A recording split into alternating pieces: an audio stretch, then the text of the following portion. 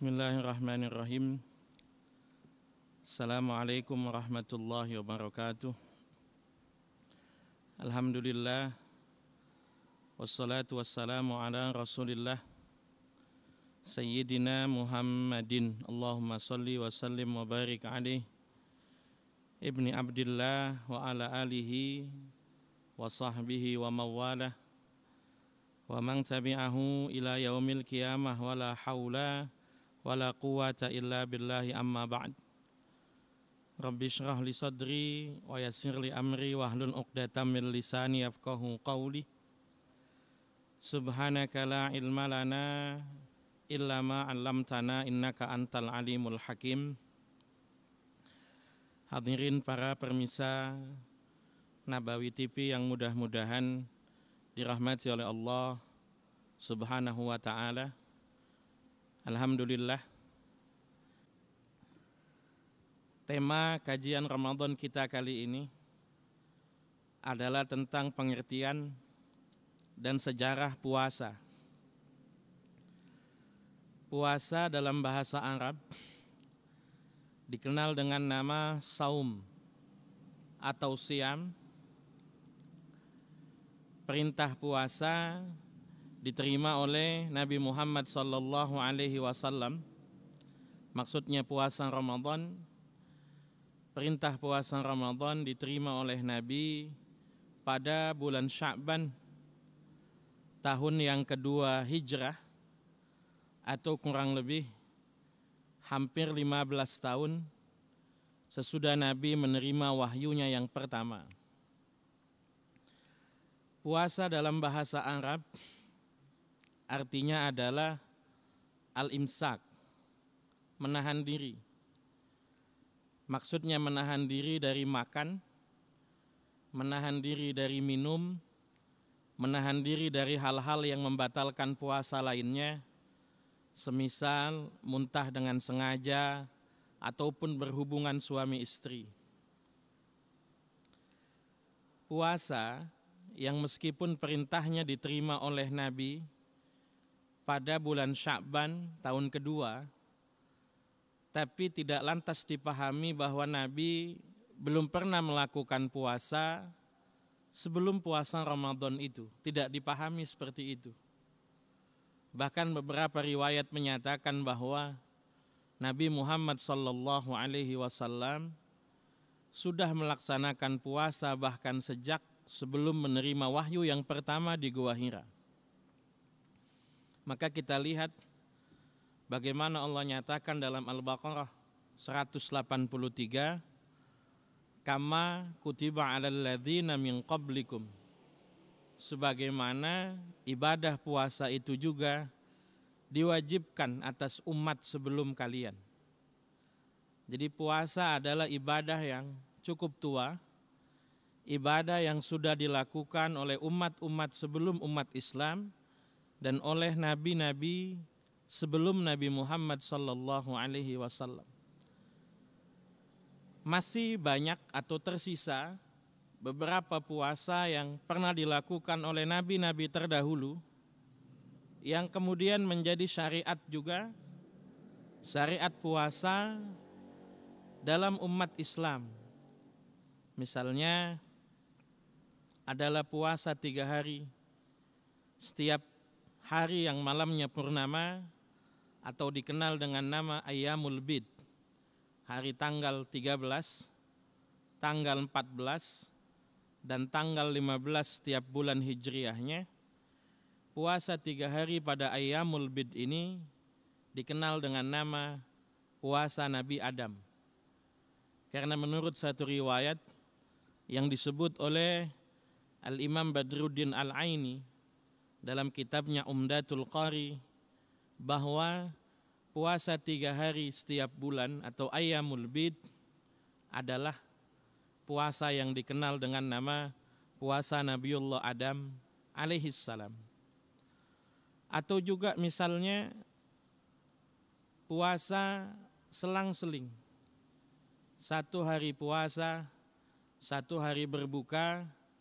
Puasa itu dikenal dengan nama puasa Nabiullah Daud alaihissalam.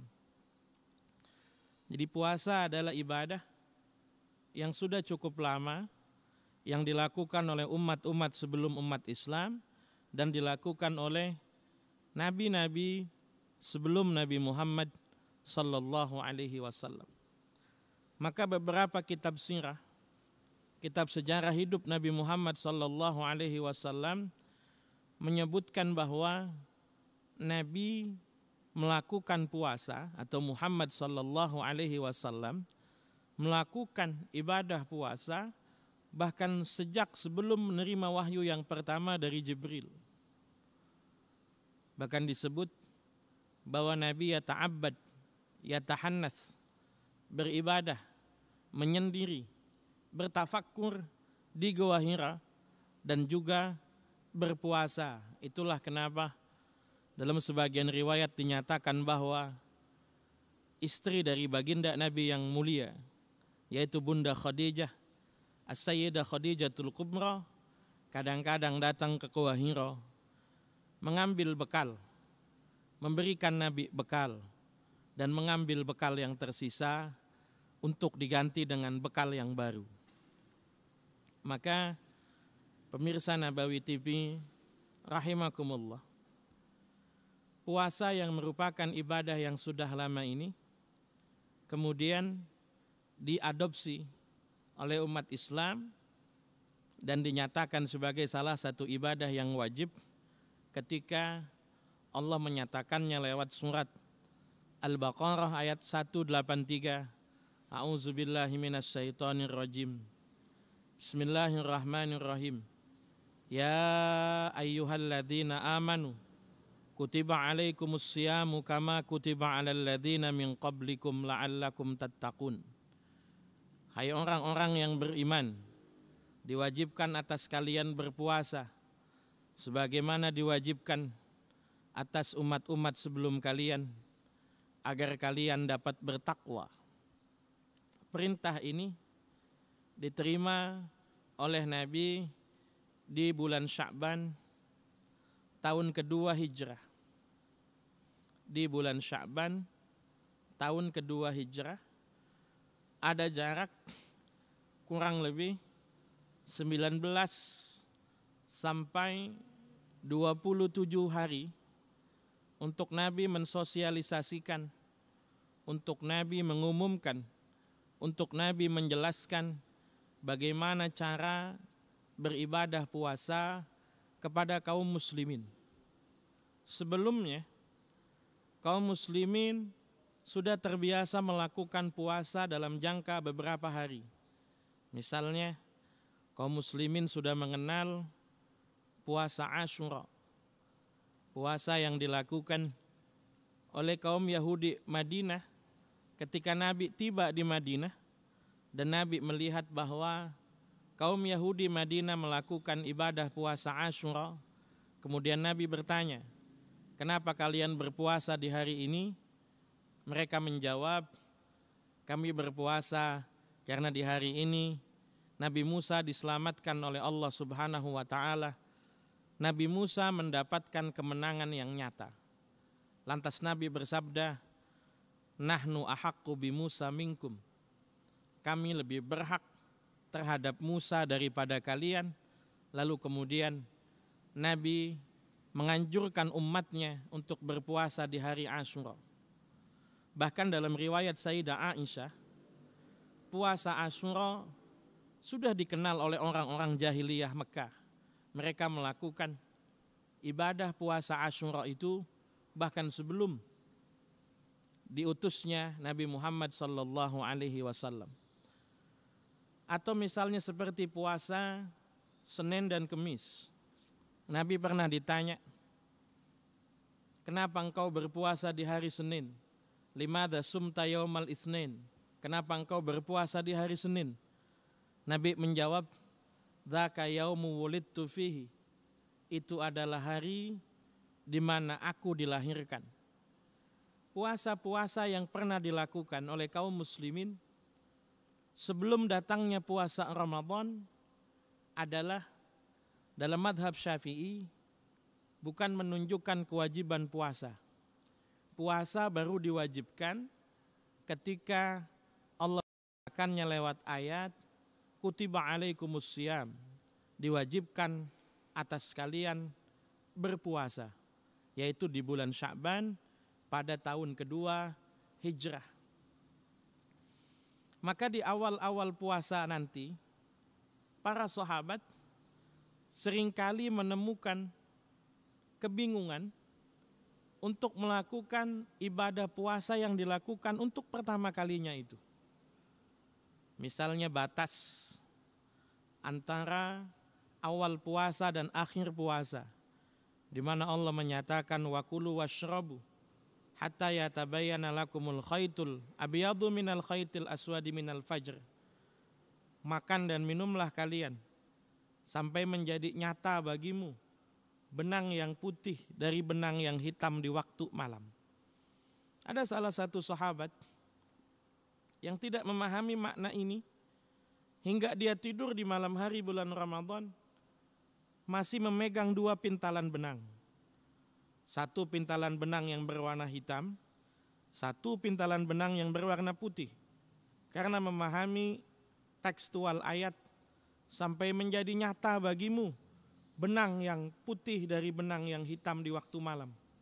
Padahal yang dimaksud oleh Allah Subhanahu wa taala adalah sampai menjadi nyata bagimu waktu fajar atau waktu datangnya salat subuh di waktu malam hari. Maka ibadah puasa yang kita lakukan di hari pertama ini adalah ibadah yang sudah tua sekali. Ibadah yang dulu dilakukan oleh umat-umat sebelum kita, ibadah yang juga dikenal oleh umat-umat lain selain umat Islam. Umat Yahudi misalnya, kita tahu melakukan puasa yang kemudian orang Islam mengikutinya menamai puasa Asyura atau disebut dengan Yom Kippur. Umat Nasrani juga melakukan puasa, umat Buddha melakukan puasa yang disebut dengan Upasota.